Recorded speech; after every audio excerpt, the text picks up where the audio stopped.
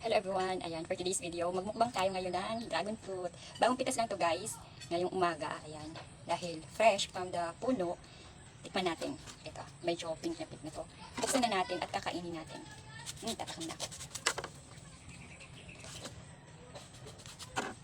Ilang piraso itong na-harvest ko, galing lang to sa bakuran namin. Ayan, diba?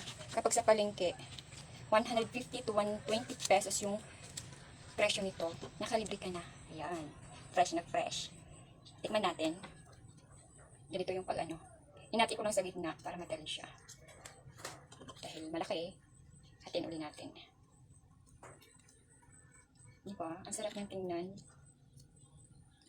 Tatakam na ako. Ayan, first bite pa sa inyo. Harap. Ang dami yung na-harvest natin ngayon kaysa kahapon. Kasi kahapon, nag-harvest na ako kahapon. Kukunti lang. Pero ngayon, madami siya. Ayan. Thank you Lord sa blessings. Ayan.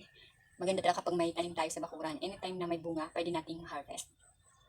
Tamang tama to guys, dahil hindi pa tayo nag-almusal. Yan, nakadalawa na ako. Masarap siya, matamis. Iba talaga kapag galing sa puno. Fresh na fresh. Yan. Sarap.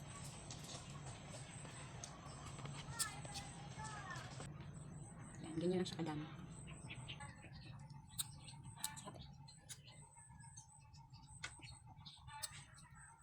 Kasama ko dito. Tingnan mo. Taran! Tumitingin siya. Gusto niya din ata. Kaya pa natin yung isa. Masarap siya, matamis.